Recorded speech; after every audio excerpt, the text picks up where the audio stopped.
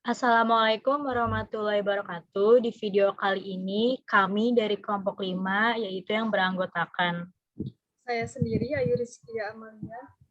saya Sabrina Azhara, Dan saya Wahyu Adi Prayoga. akan menjelaskan mengenai akuntansi penanaman dana bank. Penanaman dana bank yaitu penanaman dana dalam alat likuid atau kas, penanaman dana pada lembaga keuangan, penanaman dana dalam bentuk perkreditan, dan penanaman dana dalam aset tetap. Penanaman dana bank dilakukan untuk menciptakan pendapatan bank melalui penciptaan aset produktif yang menghasilkan. Jenis-jenis penanaman dana ada 3, yaitu yang pertama ada remisi, yang kedua penanaman pada bank-bank lain seperti dalam bentuk surat-surat berharga dan giro, dan yang terakhir penanaman dana dalam bentuk kredit. Penanaman uang kas untuk tujuan operasional harus diperuntukkan atas kebutuhan dana rata-rata uang tunai setiap hari. Kebutuhan uang yang melonjak pada hari-hari tertentu dapat disediakan dari persediaan dalam rekening penempatan dana tunai maupun penempatan pada beberapa bank harus dilakukan dengan memperhitungkan kebutuhan minimum dan syarat yang harus dipelihara oleh suatu bank. Syarat minimum alat likuid yang harus ada di semua bank diwajibkan untuk mempertahankan saldo giro minimal di Bank Indonesia sebesar 5% dari dana masyarakat yang dimiliki sehingga bisa terjaga likuiditasnya. Tujuan penanaman uang kas yaitu untuk kegiatan operasional, untuk memelihara likuiditas, untuk menghindari terjadinya over atau under liquid, untuk memanfaatkan kelebihan dana, dan untuk pendapatan. Remisi adalah pengiriman uang secara fisik dari satu bank ke bank lain atau dari satu cabang ke cabang lainnya. Lazimnya remisi ini dilakukan antar cabang suatu bank. Contohnya, Sabrina sebagai nasabah Bank Jaya Jakarta mengirimkan uang kepada Ayu, nasabah Bank Jaya Malang sebesar 3 juta rupiah atas pembelian tas. Maka penjurnalan di Bank Jaya Jakarta yaitu mendebit rekening antar kantor cabang Malang sebesar 3 juta rupiah dan mengkredit akun kas sebesar 3 juta rupiah. Sedangkan untuk penjurnalan di Bank Jaya Malang yaitu mendebit akun kas sebesar 3 juta rupiah dan mengkredit akun rekening antar kantor cabang Jakarta sebesar 3 juta rupiah. Penanaman dalam bentuk giro BI, yaitu giro BI merupakan rekening giro milik bank umum dalam valuta asing maupun valuta rupiah di Bank Indonesia. Dana pada giro BI merupakan penyediaan likuiditas. Dengan giro BI, bank dapat membiayai transaksi antara cabang maupun antar bank melalui penyelesaian clearing dan transfer. Giro wajib minimum yaitu simpanan minimum yang harus dipelihara oleh bank dalam bentuk saldo rekening giro pada BI yang besarnya ditetapkan oleh BI sebesar persentase tertentu dari dana pihak ketiga. Dana pihak ketiga yaitu kewajiban bank kepada penduduk dan bukan penduduk dalam rupiah dan valuta asing. Contohnya yaitu Bank Jaya Jakarta membeli deposito berjangka Bank Abadi Jakarta sebesar 700 juta rupiah dengan suku bunga 20% per tahun dengan jangka waktu 6 bulan. Bank Jaya Jakarta juga menempatkan sebagian dananya pada Bank Sejahtera Jakarta untuk call money sebesar 450 juta rupiah dengan suku bunga 25% per tahun. Bank Jaya Jakarta juga menempatkan uangnya pada Bank Ceria Jakarta dalam bentuk deposit on call sebesar 500 juta rupiah dengan suku bunga 22% per tahun dengan jangka waktu 2 bulan. Pembayaran dilakukan atas beban rekening giro Bank Jaya Jakarta pada Bank Indonesia. Maka jurnal di Bank Jaya Jakarta yaitu mendebit akun bank lain deposito berjangka rekening Bank Abadi Jakarta sebesar 700 juta rupiah, mendebit akun bank lain call money rekening Bank Sejahtera Jakarta sebesar 450 juta rupiah, mendebit akun bank lain deposit on call rekening Bank Ceria Jakarta sebesar 500 juta rupiah, dan mengkredit giro BI sebesar 1.650 juta rupiah.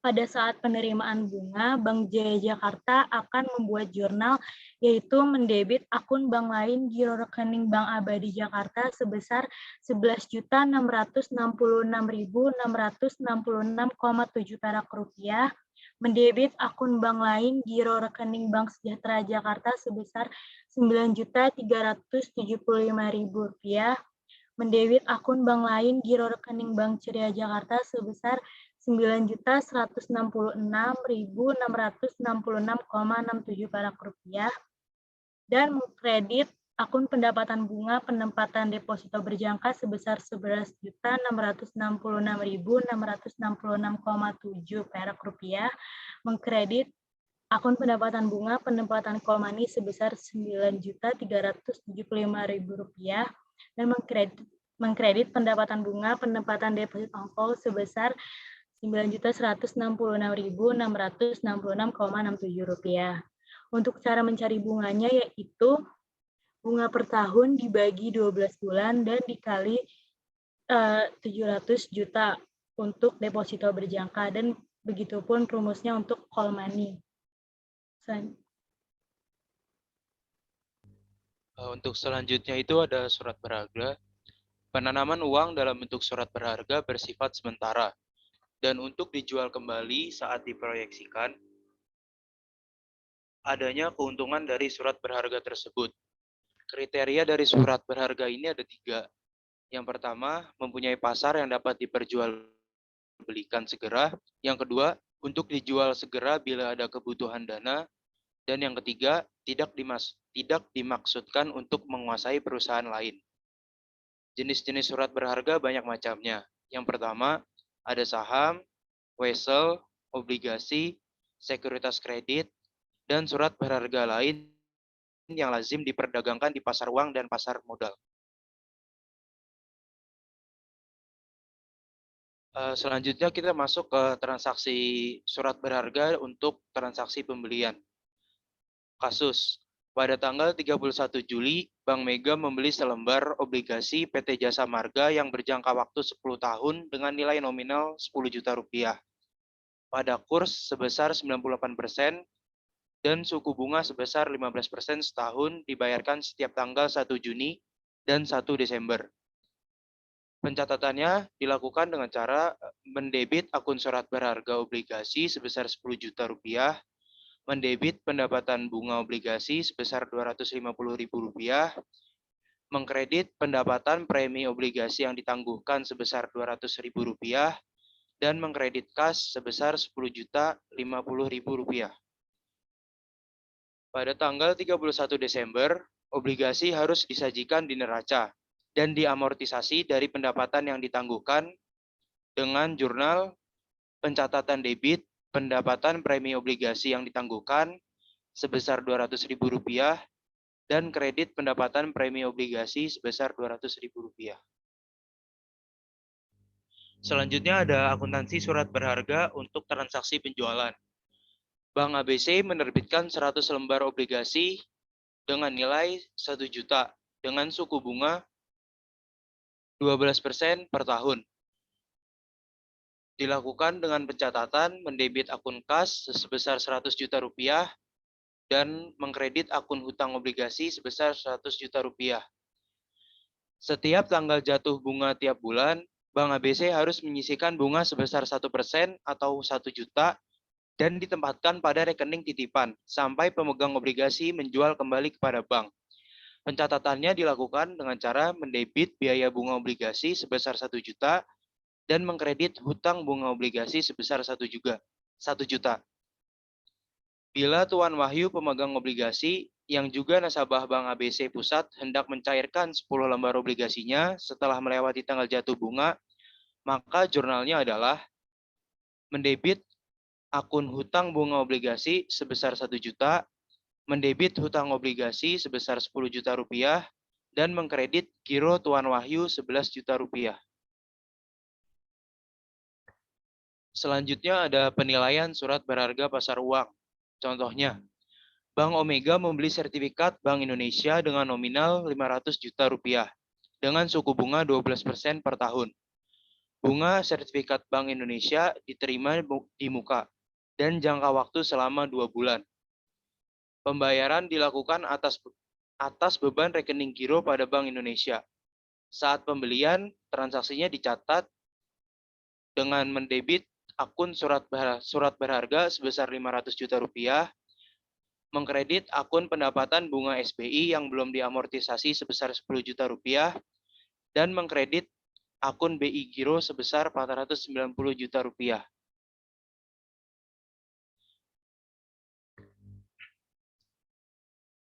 Pada akhir bulan pertama setelah pembelian SBI dilakukan, pengalokasian pendapatan bunga SBI dicatat sebagai berikut. Dengan mendebit pendapatan bunga SBI yang belum diamortisasi sebesar 5 juta rupiah dan mengkredit pendapatan bunga SBI sebesar 5 juta rupiah. Sedangkan untuk penyajian SBI dalam neraca setelah akhir bulan pertama, dengan mendebit BI Giro sebesar 500 juta rupiah, kemudian mengkredit pendapatan bunga SBI yang belum diamortisasi sebesar 5 juta rupiah, mendebit akun surat berharga SBI sebesar 500 juta rupiah, dan mengkredit pendapatan bunga SBI sebesar 5 juta rupiah. Penilaian terhadap surat berharga yang dimiliki dalam bentuk portofolio harus dinilai berdasarkan harga real. Yang pertama, sebesar harga perolehan ataupun cost. Yang kedua, sebesar harga terendah antara cost dan market. Apabila terjadi selisih harga, diakui sebagai kerugian penurunan nilai surat berharga dengan mengkredit perkiraan surat berharga yang bersangkutan atau penyisihan untuk penurunan nilai surat berharga. Kredit yang diberikan. Aktiva produktif yang sangat diandalkan oleh bank yang menghasilkan pendapatan besar adalah debitur ataupun kredit. Akuntansi untuk kredit ini harus dilakukan dengan cermat, agar mampu memberikan informasi yang efektif kepada manajemen. Jenis kredit yang diberikan oleh bank ada 3. Yang pertama itu ada kredit investasi, kredit modal kerja, dan kredit profesi, dan lain sebagainya. Untuk jangka waktu kredit dibagi menjadi 2. Yaitu ada kredit jangka panjang dan ada kredit jangka pendek. Untuk akuntansi kredit meliputi beberapa prosedur. Yang pertama itu persetujuan dan pembelian pagu kredit. Yang kedua, penarikan cek oleh nasabah atau debitur. Yang ketiga, pembebanan bunga pada debitur. Yang keempat, pelunasan pokok. Yang kelima, wan prestasi pembayaran. Dan yang terakhir, penilaian debitur pada neraca.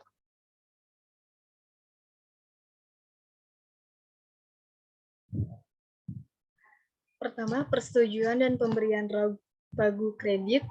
Saat persetujuan, kredit dicatat rekening admin rupiah kredit yang disetujui. Contohnya, Bank Omega Jakarta telah menyetujui pemberian kredit investasi kepada PT Pizzaria sebesar 250 juta untuk rencana ekspansi usaha dengan suku bunga sebesar Rp1.500.000, biaya materai dan lainnya Rp50.000, biaya notariat pada notari Andi sebesar Rp5 juta dibebankan dan dibayar langsung oleh calon nasabah pada Bank Omega Jakarta. Oleh Bank Jakarta, komitmen ini dicatat kredit rekening administrasi kredit yang telah disetujui sebesar Rp250 juta. Sedangkan untuk perhitungan provisi kredit dicatat debit giro rekening PT Pizzaria sebesar Rp6.550.000, kredit pendapatan provisi kredit Rp1.500.000, kredit persediaan formulir berharga Rp50.000, kredit giro rekening Tuan Andi Rp5 juta. Pada saat penarikan kredit oleh debitur, setiap terjadi penarikan oleh debitur dibukukan dalam rekening efektif. Debitnya debitur, kreditnya BI Giro. Contohnya, PT Pizzaria menarik selembar cek debitur yang telah disetujui sebesar 35 juta kepada PT MNA, kemudian cek disetorkan kepada Bank Omega Jakarta untuk keuntungan PT MNA.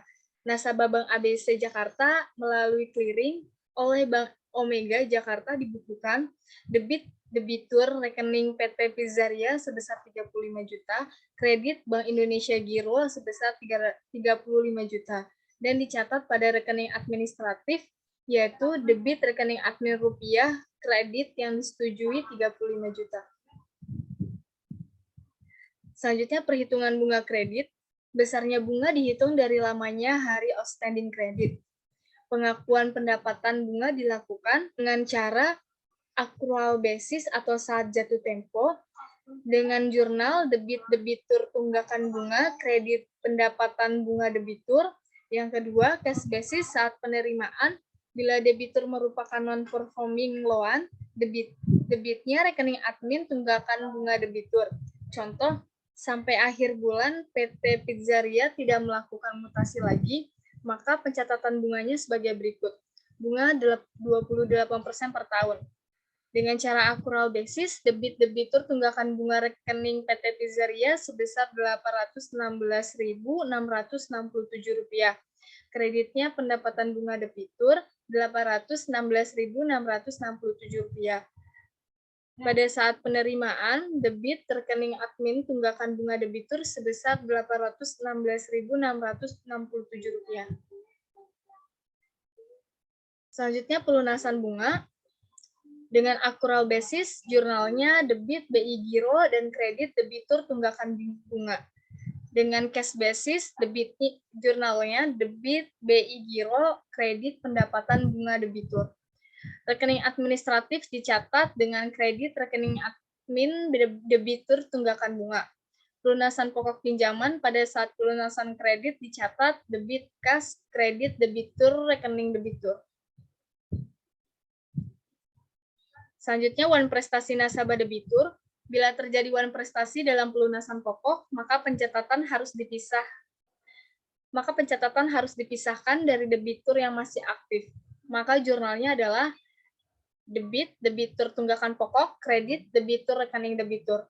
Praktek kredit yang berjalan saat ini harus membeda-bedakan berdasarkan kolektibilitasnya. Kolektibilitas terdiri dari: pertama, lancar bila nasabah yang bersangkutan tidak pernah melakukan penunggakan atau bayar tepat waktu.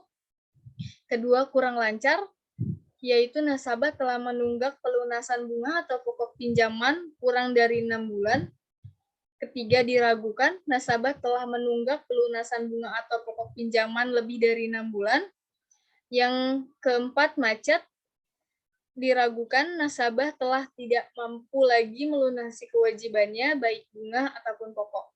Tujuan dari kolektibilitas kredit adalah untuk memberikan informasi kepada manajemen dalam mengambil keputusan. Selanjutnya, penilaian debitur pada neraca. Penilaian debitur pada neraca dilakukan atas dasar kolektibilitas debitur yang outstanding. Penyisihan dibebankan ke ikhtisar laba rugi dalam rekening biaya penyisihan debitur diragukan. Contoh, saldo debitur Bank Omega Jakarta sebesar 20 miliar terdiri dari kolektibilitas 1, 18 miliar, kolektibilitas 2, 2 miliar, penyisihan debitur ragu-ragu kolektibilitas 1, yaitu 1% dari 18 miliar dikali 50%, yaitu 90 juta. Kolektibilitas 2, yaitu dari 5% dari 2 miliar dikali 50%, yaitu 50 juta. Besarnya penyisihan debitur dengan jurnal debit biaya debitur ragu 140 juta, lalu kredit penyisihan debitur diragukan 140 juta. Dengan demikian rekening debitur disajikan di neraca, yaitu debitur pokok 20 miliar, penyisihan debitur ragu 140 juta, bersihnya 19 miliar 860 juta. Sekian video presentasi dari kelompok kami. Semoga bermanfaat bagi yang melihatnya. Wassalamualaikum warahmatullahi wabarakatuh.